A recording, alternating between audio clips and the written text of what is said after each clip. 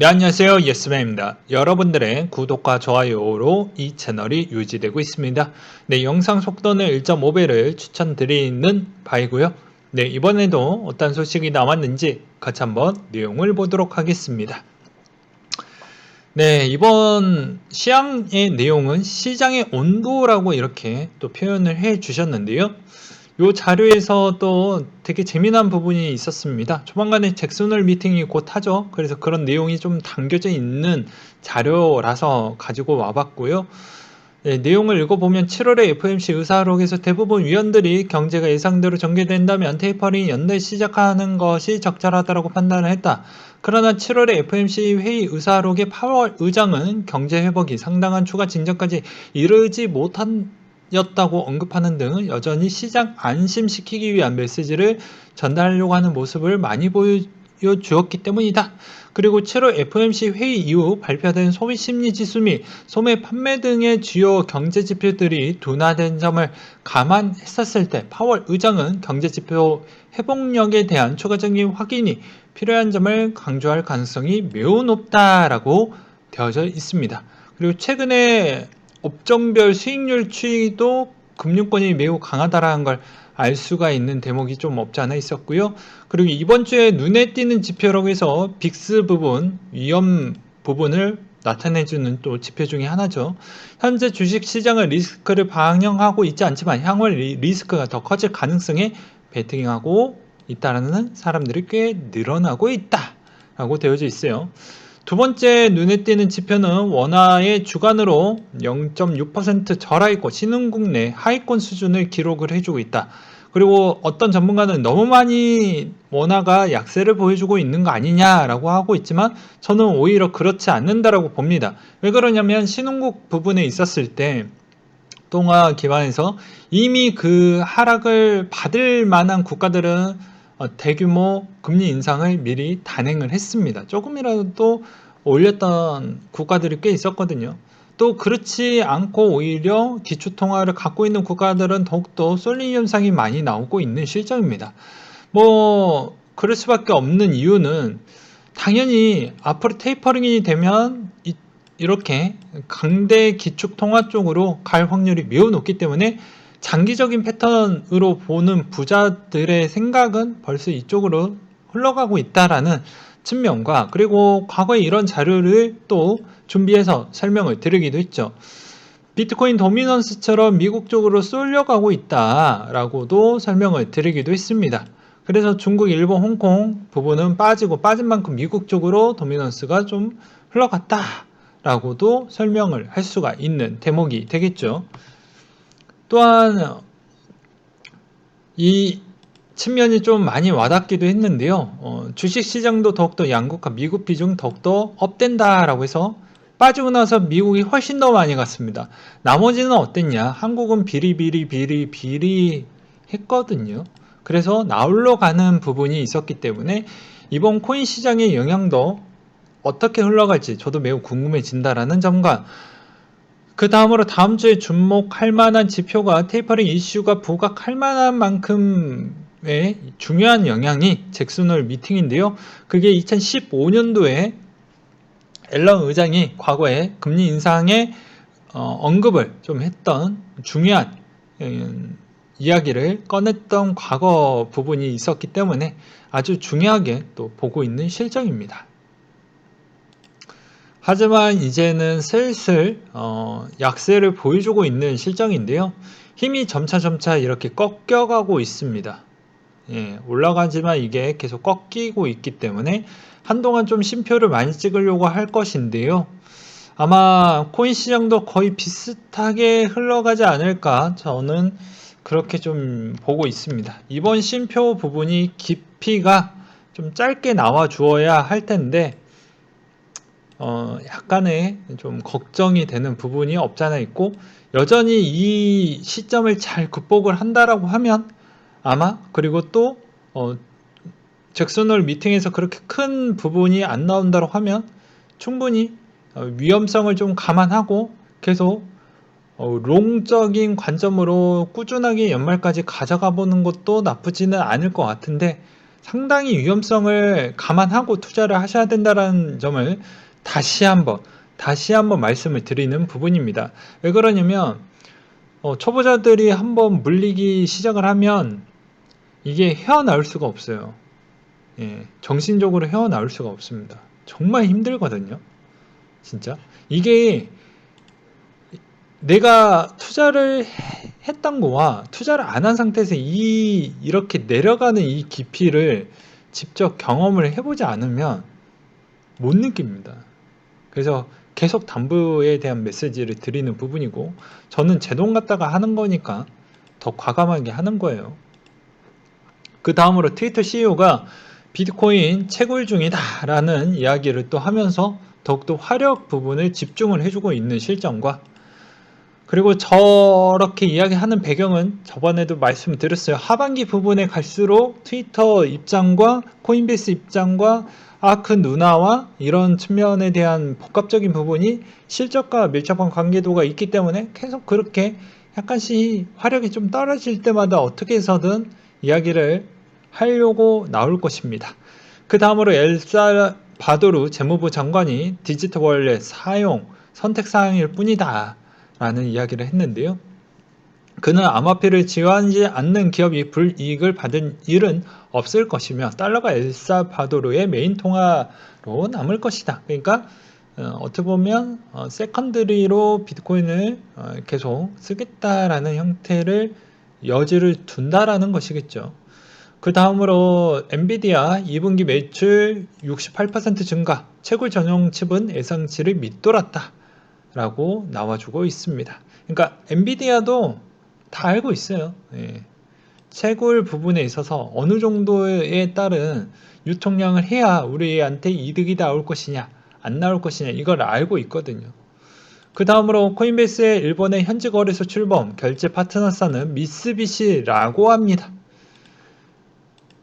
그리고 30대 미국인 3천억대 비트코인 돈 세탁 혐의 인정했다라는 내용이 나왔는데요. 저는 이 내용을 보면서 또 어떤 생각이 들었냐면, 역시 돈 많은 사람들은 그만큼 어떻게 해서든 세금 부분이 계속 높아지고 있다 보니까 어떻게 탈출하려고 많은 위험한 도전을 좀 하고 있구나 라는 점을 또 볼 수가 있겠고요. 이게 별거 아닌 것처럼 보여지지만 막상 본인이 어렵게 엄청난 돈을 단기간에 벌었는데 그게 좀 많은 고생을 해가지고 단기간에 벌었다라고 칩시다. 그러면 솔직히 세금 내고 싶지는 않을 거예요. 이게 사람의 본성이 원래 그러합니다. 그 다음으로 로빈 후드 CEO가 상장 암호화폐 수를 늘리겠다라고 해서 유동성을 극대화 가져가서 수익권을 더 내겠다라는 욕심을 내비쳤다라고 볼 수가 있게 되겠고, 여기에 리스트가 누가 될지 좀 유심하게 눈치껏 잘 보셨으면 좋겠고요. 미국의 SEC 위원장이 디파이 규제에서 자유롭지 않다, 뭐 당연한 이야기를 했다라고 볼 수가 있겠고요. 그리고 카플란 촌재가 주가 집값 불균형 테이퍼링을 시작을 해야 된다라는 주장이 나왔는데, 또 벤타코 닉네임을 가지신 분이 이런 또 자기의 개인적인 생각을 또 남겨주셨어요. 긴축이야 푼만큼 점진적으로 시행하는 게 당연한 이치이고, 찐카는 금리 인상인데 본격적으로 시행되는 시점에서 시장 반장력도 응당한 덧셈 뺄셈이다.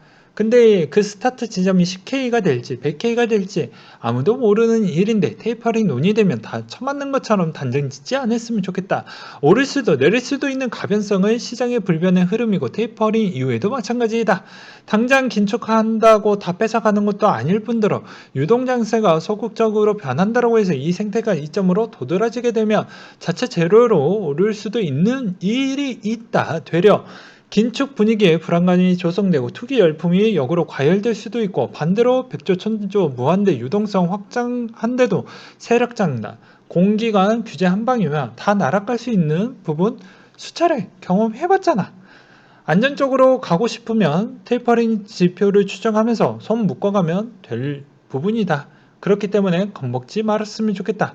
결과에 따라서는 크립토 시장이 단순 인플레이션 해지 수단이었는지, 위기 속에 새로운 자산가치 신기능으로 발현이 되었는지, 짧은 역사지만 다수 지루했던 이 생태계의 정체성이 확립되는 좋은 계기가 될 것으로 나는 그렇게 생각이 든다 라고 되어져 있어요. 근데 매우 좋은 이야기를 좀 해 주었죠. 제가 과거에 뭐 비슷한 내용을 또 보여드리기도 했습니다. 예, 요게 이제 그 예시인데요. 자, 테이퍼링 한다 하니까 잠깐 조정 줬다라고 했어요. 그리고 나서 올라왔는데 찐카는 이때입니다. 예, 금리 인사 하기 요때. 그러니까 이 시점이 한번 오기 시작하면 코인 시장, 예, 당연히 힘들겠죠. 예, 제가 굳이 얘기 안 해도 힘들겠죠. 예, 그리고 이 이야기 하면서 하나 더 추가적인 소식을 설명을 드리도록 할게요. 농협이 최근에 주담보대출 부분에 있어서 이제 좀 힘들어진다라고 합니다. 예. 그렇기 때문에 그런 의미는 무엇일까요? 네, 당연히 뭐 이런 거겠죠. 네. 그러니까 이게 국가의 입장과 개인의 입장이 좀 다른 거예요.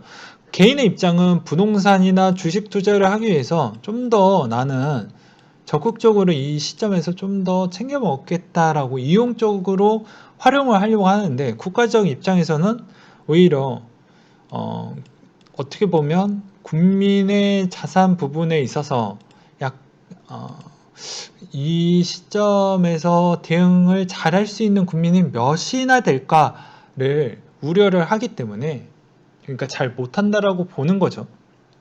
그래서 사전적으로 좀 대응을 한다라는 쪽으로 보는 거고, 개인의 입장에서는 1년이 상당히 긴 기간이라고 볼 수가 있겠지만 국가의 입장에서는 4년, 5년 터울로 보았을 때는 이제 본격적으로 좀 옥죄해야 되지 않겠냐. 그래서 이미 은행 이제 블랙리스트 몇 군데가 올라가긴 했는데, 이제 조만간에 거기 은행장님을 몇 군데 조져가지고 조금씩 압박을 준다라고 합니다. 그래서 아마 부동산도 이제 약간 더더욱 시드가 없으면 사기가 힘들다. 본인 시드 아니면 사기가 힘드는 시점이 곧 도래할 것 같고요. 그리고 금융위 27개 해외 거래소 9월 24일까지 신고하지 않으면 접속이 차단이 될 것이다 라는 내용이 나왔습니다. 되게 엄포고 되게 위협적인 부분이라고 볼 수가 있는데 크게 문제될 건 없습니다. 우리가 흔히 쓰고 있는 비싼 원피트 이런 부분을 보는 것이고요. 현재 거래소 대표 해외로 도주 준비 중이다. 코인제스트 이야기가 계속 올라오고 있습니다. 아무래도 그만큼 피해자가 많으니까 그렇다라고 볼 수도 있겠죠. 그 다음으로 2017년도 때 사모았던 코인들 한번 자금을 누가 인증을 했는데요. 보게 되면 100, 1000억, 10억, 예, 50억이네요. 예. 정말 이런 사람들 엉덩이가 무거워서, 그리고 본인의 용기가 대단해서, 그리고 그만큼 어떻게 보면 시드가 약간 좀 영향이 풍부해서, 아니면 정말 도전적으로 해서 이 정도를 받아가지 않았나. 이게 운이라고 볼 수도 있겠지만 한편으로는 본인의 정말 뚝심이라고 볼 수도 있겠죠. 사업을 하기 위해서도 뚝심이 필요합니다. 뚝심이 강해야 살아남고, 살아남으면서 기회를 얻을 수가 있고, 그 기회를 적절하게 이용을 해서 좀 더 성공에 대한 확률을 높이는 거죠. 그 확률에 들어가는 순간 부자가 되는 것입니다. 네, 쉽죠? 말로는 쉽습니다. 예, 행동으로 옮기는 자만들이 당연히 그 파일을 다 가져가는 것이고요. 위험해, 뭐 좀 더 어려워, 이렇게 계속 부정적이고 뭐 어떻게 해서든 이유를 대가지고 하지 않으려고 하는 그런 모습은 아마 자녀를 키워보셨던 분들은 다 알고 계실 것입니다. 저도 그랬어요. 어렸을 때 공부하기 싫으니까 이런 핑계 저런 핑계 대면서 그렇게 했죠. 성인일 때도 아마 그런 습관이 남은 사람들도 분명히 있을 것으로 보여집니다. 그거는 본인이 얼만큼 마음가짐을 잘 다잡았냐, 그리고 본인이 그만큼 실력이 어느 정도 올라올 수 있을 만큼 노력은 또 했었냐가 중요한 것 같아요. 그런 게 기반이 돼야 계속 꾸준히 하다 보면 10년 중에 한두 번은 본인에 따른 기회를 분명 주어줄 것입니다. 그게 되게 사람 개개인으로 보았을 때 그 기간이 매우 길어 보여서 그게 좀 흠이지, 실제로 좀 어느 정도 괜찮은 형태이고 내가 정말 이게 앞으로 더 갈 것이다라는 뚜렷한 공부를 잘 해놨고 잘 다져놨다고 하면 문제되진 않겠죠. 여기서 일부 더 자극적으로 이야기해 줄 수 있는 포인트는 무엇이냐면, 야, 비트코인 사기래, 이더리움 뭔 투자할 게 있냐, 뭐 이렇게 이야기하신 분들도 꽤 많았죠, 2017년도 때. 근데 그때 그렇게 뭐 질타하고 뭐하고 했던 분들은 그냥 잠깐 그때만 맛만 보고 빠졌던 거죠. 그냥 유행처럼. 예, 유행처럼. 그랬던 분들은 그 정도 수준에 대한 생활에서 그냥 머물러 있는 겁니다. 네. 항상 투자는 새로운 발상과 이 새로운 발상이 나왔을 때에 따른 여러 가지 검증을 본인이 직접 하셔야 돼요. 왜냐면 학자들은 여러 가지 부분을 검증을 해야 되는데, 나름 학자들도 누군가의 고용주의 고용인일 뿐입니다. 그래서 기본 그 본업을 먼저 끝내놓고 해야 되는데 바빠요. 시간이 없습니다. 그러면 새로운 패러다임 부분에 따른 자료는 누가 더 많이 볼까요? 네, 당연히 여러분들이 훨씬 더 많이 챙겨봅니다. 그거는 뭐 저번에도 말씀을 드리기도 했지만,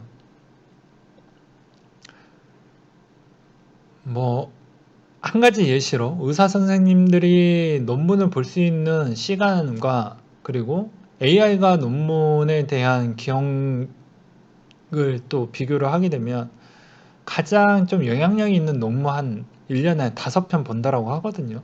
진짜 많이 보면 7편이라고 합니다. 근데 AI는 그 데이터를 어차피 기록과 그것을 불러와서 보다 보니까 오히려 자료를 취합했었을 때에 따른 건 컴퓨터가 잘하지만, 뭐 약간의 경험치 기반이나 그 다음에 뭐 수술에 따른 그런 측면에 약간의 자료 기반형이 아니고 다른 순간 대처 능력이나 이런 측면이 좀 더 높게 부분이 없잖아 있거든요. 근데 자료적으로 봤을 때는 여전히 누가 더 많이 열람을 해보았고 그만큼 많은 기억을 했냐가 중요하기 때문에, 이거는 일반인이 그만큼 뭐 학력이나 뭐 그리고 그 사람의 학업이 좀 더 뛰어났다고 해서 이 시장을 더 빨리 이해한다라고 볼 수는 없어요. 그 대신 한번 이 사람들은 공부의 스타트를 끊게 되면 그만큼 공부를 했었을 때에 따른 빠르게 습득할 수 있는 그 스킬을 이미 체득을 했기 때문에 한번 스타트를 붙기 시작을 하면 빠르게 따라오죠. 그 차이일 뿐입니다. 그렇기 때문에 여러분들이 결코 뭐 뭐라고 해야 될까, 좀 더 이 시장이 빨리 들어온 만큼 여러분들이 그만큼 따로따로 그리고 수작업으로 좀 더 많은 자료를 알아서 좀 챙겨 보실 필요성은 있어요. 누가 그걸 해주진 않거든요. 이 시장이 그리고 너무 짧게 만들어지지 않았습니까? 그래서 많은 여러 가지에 대한 이야기가 많이 나오게 되는데, 그런 건 알아서 걸러 들으시고 본인이 좀 검증을 하고 싶으면 본인이 조금 더 노가다를 하셔야 된다. 뭐 이런 이야기를 좀 드리고 싶었습니다. 또 잔소리가 또 길어졌네요.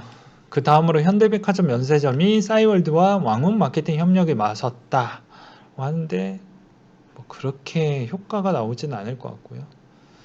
그 다음으로 유명 투자자 빌 밀러가 코인베이스 주식 보유 및 비트코인 구매가를 공개했다. 이런 내용이 나온 게 있습니다. 네, 증권거래위원회에서 제출한 서류에 따르면 2분기 코인베이스 주식 12만 1185주를 매집을 했다라고 되어져 있어요. 그래서 금액으로는 353억 원 규모라고 되어져 있는데, 제가 계속 말씀을 했습니다. 선물할 필요 없이 초보자들은 그냥 코인베이스 주식을 사라. 왜 그러냐? 어차피 아크 누나가 내 위에 사줄 것이고요. 이런 사람들이 내 위에 사주는 사람들이 수두룩합니다. 수두룩해요. 그래서 그냥 장기적으로 본다라고 하면 나쁠 게 없습니다. 어차피 코인 투자했던 사람은 주식도 코인 쪽 관점으로 보고 접근하는 게 바람직한 거예요. 왜 그러냐면, 왜 그러냐? 다시 한번 설명을 드리지만 주식이 먼저 갑니다. 그 다음에 코인이 좀 늦게 가요. 나중에 이 대세가 대세 시즌 3가 왔었을 때는 분명히 이렇게 올 겁니다. 예, 분명히 이렇게 올 거예요. 그렇기 때문에 그런 걸 좀 보았을 때 코인 관련주 좀 잘 보셔라 라는 점을 말씀을 드리고 싶고요. 자, 밀러는 21년도 한 인터뷰에서 암호화폐 투자를 시작한 것은 비트코인 가격이 $200일 때부터 언급을 했다. 구매 가격은 $500였다고 하니 집필 시점으로 약 9,000% 수익을 보고 있다. 밀러는 08년도 금융위기 여파로 자산 총액이 90% 잃었지만 비트코인과 아마존에 따른 초기 투자로 어느 정도 다시 회복을 했네요. 대단하신 분인 것 같습니다. 역시나 기회를 한번 잃었다고 해서 다 내려놓는 게 아니죠. 제가 아까도 이야기를 했지만 본인이 한 번 더 도전할 만한 용기도 필요하고 그런 환경도 필요하지만 그걸 다 꿋꿋하게 이겨내고 지금 이 정도 자리에 있는 것입니다. 기관 투자가용 브로커 기업의 코인베이스 프라임이 20년 연차 리포트에서는 비트코인 최근 5년간 등락률이 6,600%를 기록했으며 리스크에 대한 수익성을 나타내는 샤프 비율에도 GAPA, 테크주나 금에 뒤지지 않는 1.51을 기록을 해주고 있기 때문에 괜찮다 라는 이야기가 나오고 있습니다. 그래서 제가 계속 말씀을 드리지만 비트코인 괜찮습니다. 앞으로도 괜찮고 미래로도 괜찮습니다. 많은 자료들을 저보다 더 많이 보셨던 분들도 있지만 저도 나름대로 많은 자료를 보기도 했습니다. 물론 기사만 네가 읽어주고 뭐하냐 이런 반대론자 분들과 또 부정론자 분들도 있겠지만 저는 제 나름대로 이 자료는 기본 베이스로 보고 따로따로 그런 보고서나 리포트를 뭐 주말에 가끔씩 올려주지만 그런 거 조회수 잘 안 나와요. 왜? 재미없거든요. 사람들은 재미있는 본인의 취미에 더 시간을 할애하려고 하거나 놀러 다니는데 시간을 더 많이 쓰려고 합니다. 시간은 즉 돈이라고 하는데 자꾸 노는 데만 쓰면 돈은 언제 모일까요? 돈을 더 빨리 모아야 자유를 얻을 수가 있는데 계속 내 보이지 않는 이 발목에 쇠고랑이 계속 질질 무거워진다라는 점을 왜 모를까요? 당연히 나이 먹고 나서 거동이 불편해지고 힘들어질 때 그 무게감이 보이지 않는 그 쇠고랑이라는 걸 왜 모를까요? 돈이라는 것은 기존에 젊었을 때에 따른 그 노동소득으로 벌 수 있는 그 기간이 한정적인데 그 한정적인 부분에 대해서 내가 매력을 더 보이지 않으면 언젠간 그 노인의 기준에 부합한 65세 기준이 되었을 경우에는 모든 부분의 고용의 가치가 떨어지게 되어져 있습니다. 웬만한 업종은 다 떨어지게 돼요. 그때부터 거의 안 써주기 때문에 그제서야 느껴봐야 아무런 의미가 없다 라는 점을 다시 한번 설명을 드리고 이만 마치도록 하겠습니다.